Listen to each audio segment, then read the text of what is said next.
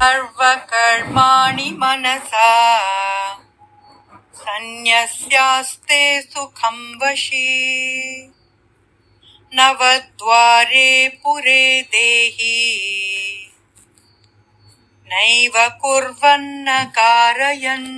ఆత్మ నిగ్రహము వైరాగ్యము ఉన్న జీవాత్మలు తాము దేనికి కర్త కాదని దేనికి కారణం కాదని తెలుసుకొని ఈ యొక్క 9 ద్వారములు కల నగరములో సంతోషంగా ఉంటారు. నవరంధ్రాలు గల శరీరమును 9 ద్వారాలు గల పట్టణంతో పోల్చుతున్నాడు శ్రీకృష్ణుడు. జీవాత్మ ఆ పట్టణానికి రాజు. దాని పరిపాలన అంతా అహంకారము, బుద్ధి, మనస్సు, ఇంద్రియములు మరియు జీవశక్తి అనే మంత్రిత్వ శాఖల ద్వారా నడిపించబడతాయి.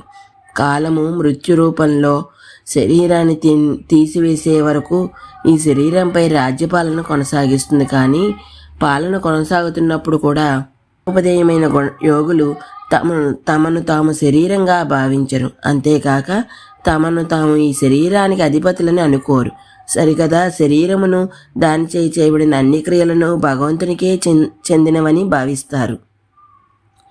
అన్ని కర్మలను మానసికంగా త్యజించి ఇటువంటి జ్ఞానోదయమైన యోగులు సంతోషంగా ఈ శరీరంలో స్థితులై ఉంటారు. దీనినే సాక్షిభావం అంటారు. తన చుట్టూ జరిగే అన్ని విషయాలకు ఆసక్తిరహిత పరిశీలకుడిగా నిలిచిపోవటం. ఈ శ్లోకంలో ఉన్న ఉపమానము శ్వేతస్వతర ఉపనిషత్తులో కూడా పేర్కొనబడినది. శరీరము 9 ద్వారాలు కలిగి ఉంటుంది.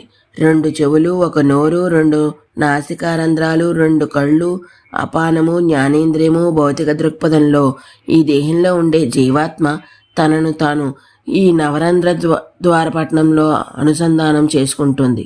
లోకంలోని సమస్త భూతములను నియంత్రించే పరమేశ్వరుడు కూడా ఈ దేహంలో స్థితమై ఉంటాడు. ఎప్పుడైతే జీవాత్మ భగవంతునితో అనుసంధానం అవుతుందో ఈ శరీరంలో వసిస్తున్న అది ఆయనలాగే స్వేచ్ఛను పొందుతుంది. ఈ క్రింది శ్లోకంలో జీవాత్మ దేనికి కూడా కర్త కాదు, కారణం కాదు అని ప్రకటించాడు శ్రీకృష్ణుడు. మరైతే ఈ లోకంలో అన్ని కర్మలకు భగవంతుడే కారణమా అన్న ప్రశ్న పుడుతుంది. దీనికి తదుపరి శ్లోకంలో జవాబిచ్చాడు శ్రీకృష్ణుడు. ఈరోజుకి ఎక్కడ ఆపుతున్నాను, మిగతాది రేపు చెప్తాను. అంతవరకు ధన్యవాదాలు.